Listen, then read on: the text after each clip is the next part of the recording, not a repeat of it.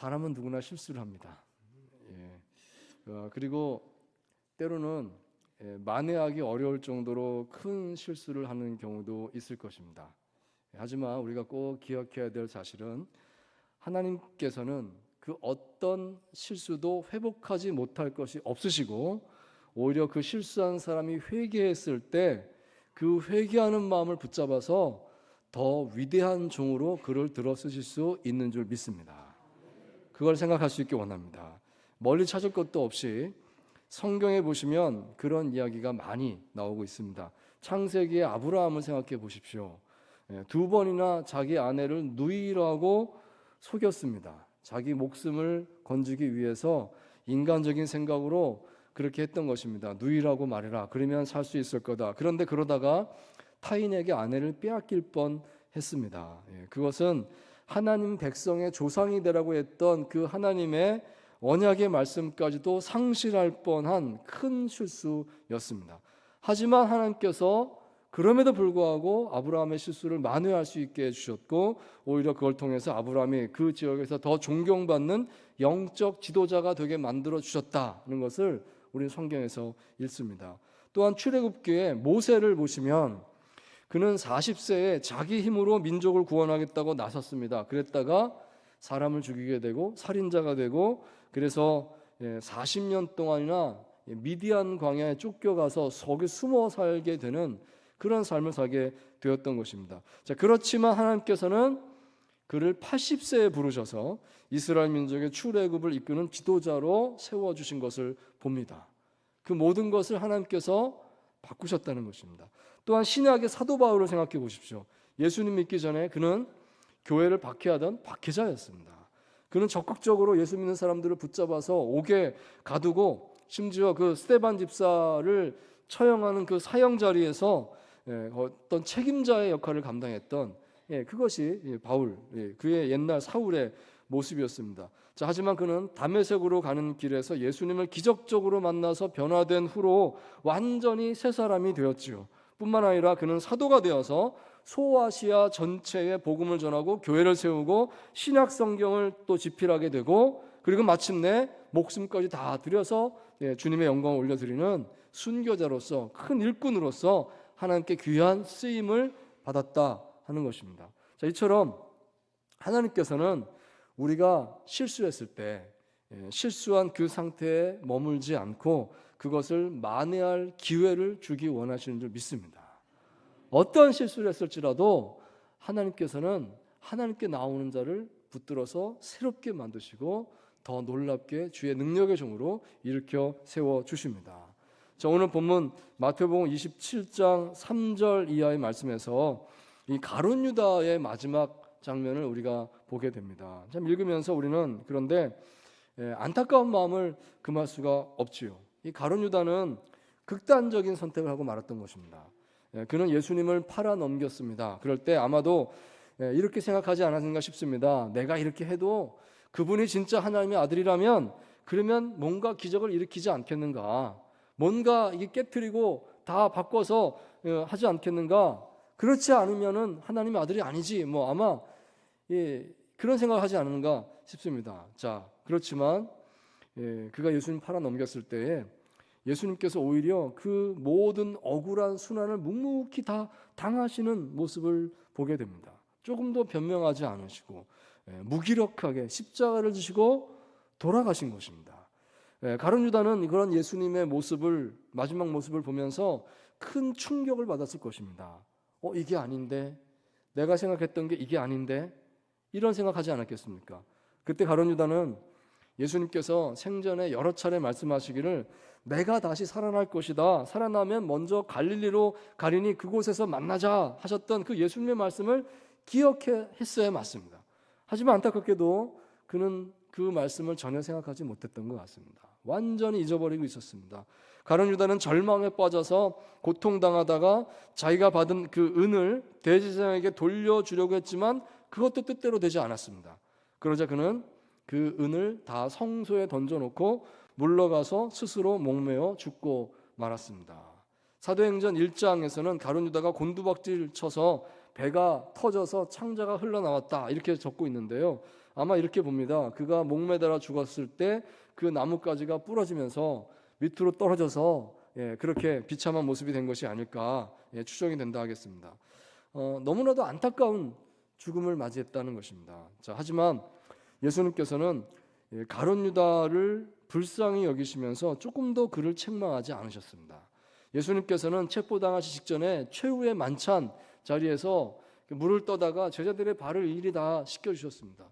우리가 흔히 말하는 세족식을 하신 것입니다. 자, 그럴 때 모든 제자들의 발을 씻길 때 가룟 유다의 발도 씻기셨습니다. 그 자리에 가룟 유다가 있었고요. 예수님이 가룟 유다의 발을 만져주셨습니다. 아마 더 정성껏 씻겨주셨겠다 생각이 듭니다. 나중에 제자들이 다 예수님 체포당할 때 예수님 버리고 도망을 갔습니다. 하지만 예수님께서는 그 어떤 제자도 그 누구도 원망하지 않으셨습니다. 모두가 다 돌아오게 될 것이다. 돌아오면 회복될 것이다. 예수님은 이렇게 기대하셨습니다. 자, 그렇게 이 가룟 유다의 죽음은 참으로 안타까운 결말이다 하겠습니다. 자, 이것은 다른 제자 이 베드로와 비교할 때 더욱 안타깝습니다. 베드로도 역시 예수님께 씻을 수 없는 과오를 저지르지 않았습니까? 그는 내가 주와 함께 죽을지언정 주를 부인하지 않겠습니다. 장담을 했었습니다. 그럼에도 불구하고 예수님께서 체포당하시고 끌려가실 때 멀찍이 따라가면서 그만 자신도 모르게 3번이나 나 예수님 모른다고, 나 저 사람과 관계없다고 맹세까지 하면서 부인했던 것입니다. 나중에 닭 우는 소리를 들었을 때야 베드로는 예수님께서 내가 닭 울기 전에 나를 3번 모른다고 부인하리라 하신 그 말씀이 생각이 나서 밖으로 나가서 통곡을 했다 되어 있습니다. 하지만 베드로는 결코 극단적인 행동을 하지는 않았습니다. 그는 고통 가운데 있었지만 나중에 예수님께서 부활하신 후에 다시 예수님을 만나서 회복되게 되었던 것입니다. 자, 그렇다면 우리는 이 본문의 가룟 유다의 모습을 보면서 또한 이 베드로의 모습을 생각해 보면서 우리가 실수했다고 느낄 때에 어떤 마음을 가져야 할지 배울 수 있겠습니다. 이 본문 말씀을 통해서 우리가 지혜를 얻기 원합니다. 첫째로 우리는 실수했다고 느낄 때 결코 그 실수가 끝이 아님을 기억해야 하겠습니다. 자, 가룟 유다에게 있어서 참으로 안타까운 것이 있다고 하면 그는 자신의 실수를 깨닫는 순간에 그것이 자신의 생의 마지막이라고 여겼다는 것입니다.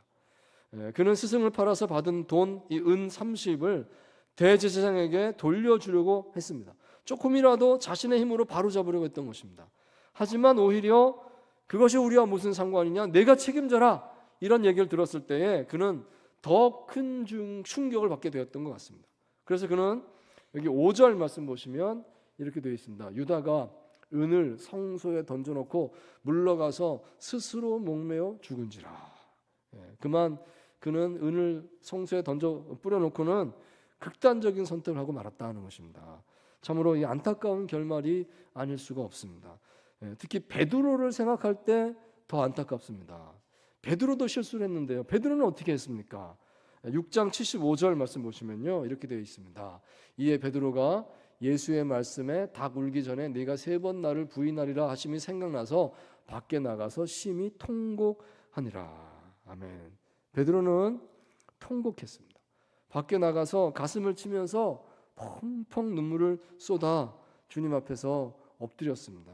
내가 얼마나 큰 잘못을 저질렀는가 그는 깨달았다는 것입니다. 그는 결코 극단적인 선택을 하지 않았습니다.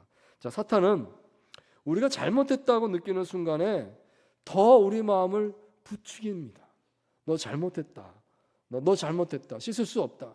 이거를 자꾸 사탄이 그렇게 우리 마음에 그 마음을 증폭시키는 것입니다. 그래서 부정적인 생각하시도록 유도합니다. 우리는 물론 내가 잘못한 것은 잘못했다고 인정할 줄 알아야 되고요. 내가 그 한 과오에 대해서 냉철하게 판단하고 뼈아프게 반성할 줄 알아야 합니다. 자, 그렇지만 그것이 결코 하나님 앞에서 극단적인 결론을 의미하는 것은 아니다 하는 것을 잊지 말아야 하겠습니다. 하나님께서는 사랑의 눈으로 우리를 보고 계시고 언제든지 돌아오면 우리를 맞아주시고 우리를 회복시키려고 모든 준비가 다 되어 계신 줄 믿습니다. 그런 하나님을 볼 수 있기를 원합니다. 자, 두 번째로 자신이 실수했다고 느낄 때 우리는 주님께서 나의 상황을 이미 알고 계시고 나를 위해서 계속 기도하고 계심을 기억해야 하겠습니다. 자, 다시 6장 75절 말씀 보시기 바랍니다. 여기 보시면 베드로는 예수님께서 자신에게 하셨던 말씀을 기억했다고 기록을 하고 있습니다. 내가 닭이 울기 전에 3번 나를 부인하리라. 예수님 말씀이 생각이 났습니다. 자, 그 기억이 났을 때 그는 나가서 통곡을 했다 되어 있습니다. 사실 베드로는 예수님과 함께 했던 그 최후의 만찬 자리에서 내가 너를 위해서 기도했다는 이 말씀을 들은 적이 있습니다. 예수님께서 베드로에게 직접 이 말씀을 주셨어요. 누가복음 22장 31절 말씀인데 우리 같이 읽겠습니다. 시작. 시몬아 시몬아 보라, 사탄이 너희를 밀가부르듯 하려고 요구하였으나 그러나 내가 너를 위하여 내 믿음이 떨어지지 않기를 기도하였노니 너는 돌이킨 후에 내 형제를 굳게 하라. 아멘. 자, 아마도 베드로는 가슴을 치면서 내가 주님을 부인하다니 하면서 막 통곡을 할 때 이 말씀이 생각났을 것입니다. 예수님께서 이렇게 말씀하셨다. 내가 너를 위해서 기도했다. 이 말씀이 기억났을 것입니다. 그것이 베드로에게 위로가 되고 힘이 되었겠다 생각할 수 있겠습니다. 우리가 큰 고통 속에 있을 때 누군가 한 사람이라도 나를 위해서 기도하는 사람이 있다는 사실을 안다고 하면 그것이 얼마나 큰 위로가 되는지 모릅니다. 그 한 가지가 나를 살게 만드는 겁니다. 제가 아주 힘들었었던 때가 있었습니다. 뭐 인생을 살면서 힘든 때가 한 번밖에 없지는 않죠. 여러 번 있었습니다만은 그래도 최근에 많이 힘들었던 게 코로나 팬데믹 때, 그때 정말 이 목회적으로 계획했던 모든 길들이 다 막혔습니다. 그냥 어찌할 바를 알 수 없는 그런 상황에 빠졌습니다. 그리고 제가 학위 공부하던 게 있었는데 그것도 도저히 너무 힘들어서 어떻게 하기 어려운 그런 상황에 처하게 됐습니다. 마치 제 앞에 큰 벽이 막 두꺼운 벽이 가로막고 있어서 더 이상 어떻게 앞으로 나아갈 수 없는 이런 절망을 느끼는 그런 시간이었던 것입니다. 그런데 그때 어느 날 이렇게 오전 시간이었던 것 같아요.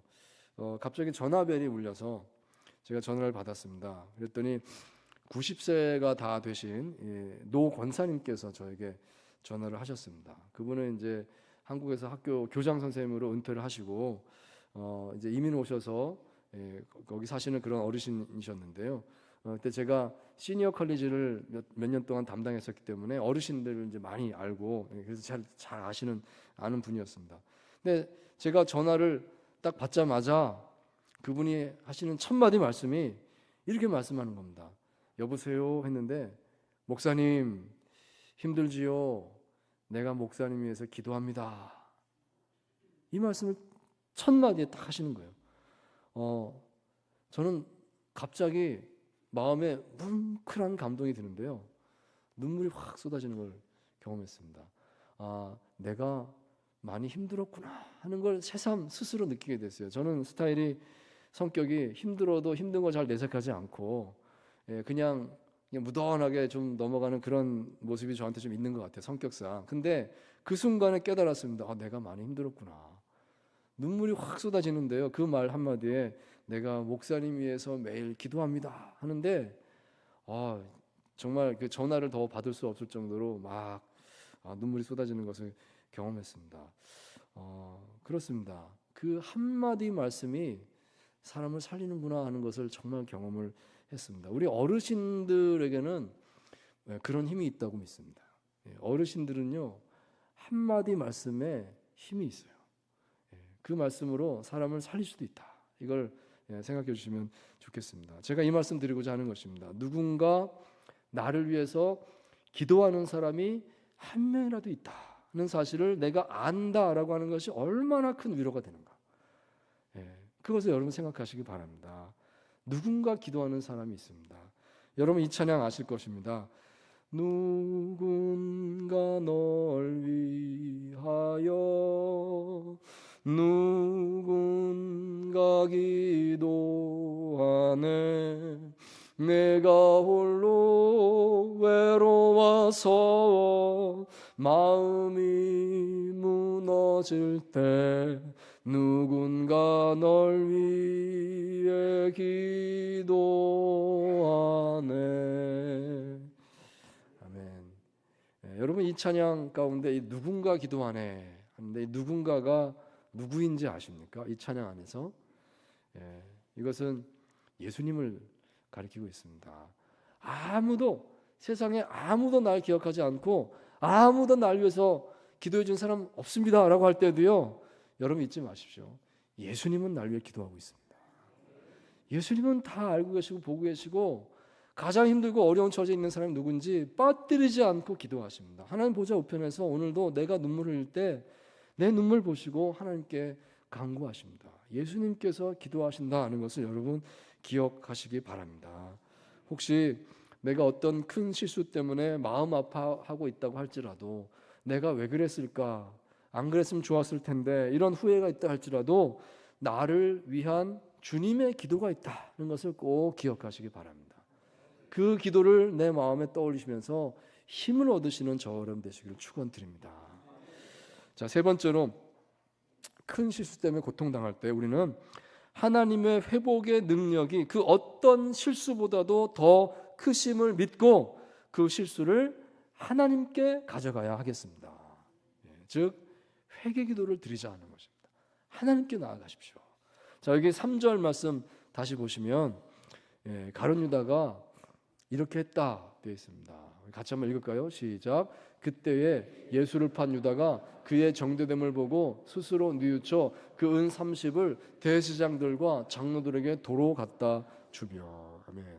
자, 가룟 유다는요, 하나님께 나아간 것이 아니라 어떻게든 자기 힘으로 만회해 보겠다고 자기 생각을 실천하고 있습니다. 대제사장을 찾아가서 있는 거 돌려주고 잘못됐다고 그러면 조금이라도 내 죄를 씻지 있지 않을까, 아마 그런 생각한 것 같습니다. 그래서 자기 자신의 지혜로 자기 그 생각으로 이걸 지금 시도하고 있는 것입니다. 자, 하지만 이것이 실패로 이어지게 되죠. 그 대제사장이 거절했지 않습니까? 네 책임이다. 왜 나한테 이거 가져오냐? 네가 당해라. 이렇게 차갑게 말을 한 겁니다. 그러니까 그는 더 마음에 충격을 받고 말았습니다. 자, 하지만 대조적으로 베드로는요, 누가복음 24장에 보시면 나중에 예수님께서 다시 살아나셨다는 소식이 들리자마자 가장 먼저 그 빈 무덤으로 달려갔습니다.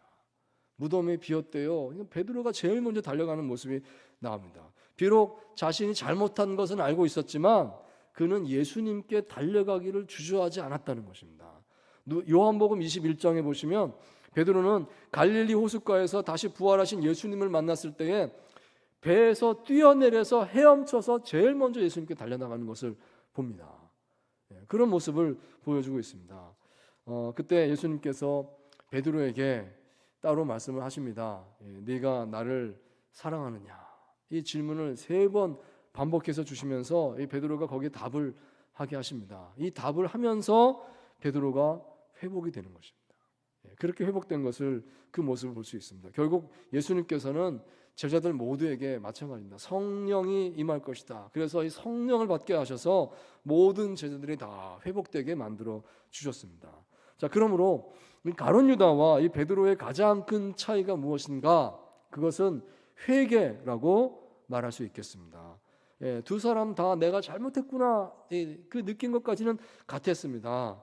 내가 너무나 심각한 죄인이 됐구나 하는 것까지는 동일했습니다. 자, 하지만 가룟 유다는 거기서 그쳤습니다. 자책하고 내가 잘못했구나 거기서 그치고 말았습니다. 그렇지만 베드로는 통곡을 했지 않습니까? 이 통곡했다는 것 속에 하나님께 마음을 올렸다라는 그런 내용이 들어있다라고 우리가 읽을 수가 있습니다. 전심으로 가슴을 치면서 하나님, 내가 잘못했습니다. 하나님께 나아간 것입니다. 하나님께서는 회개하는 자의 기도에 반드시 귀 기울여 들으신다, 그를 고치신다 약속의 말씀을 주셨습니다. 역대하 7장 14절 말씀인데 우리 같이 읽겠습니다. 시작. 내 이름으로 일컫는 내 백성이 그들의 악한 길에서 떠나 스스로 낮추고 기도하여 내 얼굴을 찾으면 내가 하늘에서 듣고 그들의 죄를 사하고 그들의 땅을 고칠지라. 아멘. 내가 잘못됐구나. 그것을 깨닫는 순간에 그 길에서 떠나서 돌이켜서 스스로 마음을 낮추고 기도하고 하나님을 찾기만 하면 하나님께서 하늘에서 듣고 용서해 주신다. 다 바로잡아 주신다. 다 고쳐주신다 라고 분명하게 말씀을 하셨습니다. 하나님께서는 고치지 못할 상황이 없는 줄 믿습니다. 가룟 유다와 베드로의 이 관계를 우리가 보는데요, 이것은 어떻게 보면 구약 성경의 사울 왕과 다윗 왕의 관계와도 비슷하다라고 볼 수가 있겠습니다. 하나님께서는 사울은 버리시고 다윗은 택하셨습니다. 왜냐하면 사울이 불순종했기 때문입니다. 불순종한 자는 하나님이 함께할 수 없다. 사울은 애석하게도 버림받았습니다. 자, 그렇지만 우리가 구약 성경을 읽을 때 읽으면서 또 질문을 가져보지 않을 수가 없게 되는 것은 이 다윗이 또 죄를 짓지 않습니까? 다윗도 역시 교만하게 되고 또 밧세바라는 여인과 간음죄를 또 짓게 되고 또 그 죄를 감추기 위해서 밧세바의 남편 우리아를 음모를 꾸며서 죽이는 살인죄까지 그는 저질렀던 것입니다. 어떻게 보면 사울보다 다윗이 더 악한 것 같아요. 훨씬 더 악한 죄를 지었어요. 자, 그런데 하나님께서는 다윗을 향해서는 내 마음에 합한 자다 하시면서 다윗을 향한 신뢰를 거두지 않습니다. 사울은 버리셨는데 다윗은 끝까지 하나님 붙들어 주세요. 왜 그랬을까요? 무슨 차이가 있는 것입니까? 역시 같은 답을 말할 수 있겠습니다. 사울에게는 회개가 없었지만 다윗은 회개하는 사람이었습니다. 다윗의 장점은 그가 완전한 의인이었다가 아니라 회개하는 사람이었다는 것입니다. 시편 6편 6절 말씀입니다. 내가 탄식함으로 피곤하여 밤마다 눈물로 내 침상을 띄우며 내 요를 적시나이다. 또 시편 51편 1절 말씀입니다. 하나님이여 주의 인자를 따라 내게 은혜를 베푸시며 주의 많은 긍휼을 따라 내 죄악을 지워 주소서. 전부 다 다윗의 고백이 되겠습니다. 다윗의 시편 고백을 보시면 통회하는 내용의 고백이 참 많이 있습니다. 다윗은 평소에 회개하는 삶을 살았구나 하는 것을 알 수가 있죠. 다윗은 나단 선지자가 와서 잘못을 지적했을 때 1초도 망설임 없이 그 선지자 앞에 바로 무릎을 꿇습니다. 내가 잘못했습니다. 이렇게 고백한 다윗을 볼 수 있습니다. 즉 회개의 차이입니다. 회개의 차이가 인생의 차이를 만듭니다. 회개의 차이가 하나님께 쓰임받느냐 그렇지 못하느냐 차이를 만든다 하는 것입니다. 여러분, 회개가 있는 삶과 회개가 없는 삶은 열매가 다를 것이다 하는 것을 꼭 생각할 수 있게 되길 바랍니다. 하나님 앞에서 우리는 다 죄인입니다. 죄인이 아닌 사람이 없습니다. 누가 낫다, 누가 더 잘했다, 이런 것을 따지는 것이 의미가 없지 않습니까? 우리가 차이가 있다면 회개뿐일 것입니다. 회개했느냐, 회개하지 않았느냐, 얼마나 충분하게 지속적으로 회개하는 삶을 사는가. 주님께서 그것을 통해서 붙드시고 그 회개하는 자를 통해서 놀라운 하나님의 은혜와 놀라운 역사를 일으키실 줄 믿습니다. 사랑하는 성도 여러분, 사람은 누구나 실수를 합니다. 그리고 때로는 만회하기 어려울 정도로 큰 실수를 하는 경우도 있습니다. 하지만 우리가 꼭 기억할 것은 하나님께서는 그 어떤 실수도 회복하지 못할 것이 없으시고 오히려 실수한 사람이 회개했을 때 하나님께서 그를 낮추시고 더 역설적으로 위대한 종을 만들어서 들어 쓰시는 줄 믿습니다. 하나님의 놀라운 역사를 바라보시고 주께 나아가는 저와 여러분 다 되시기를 축원드립니다.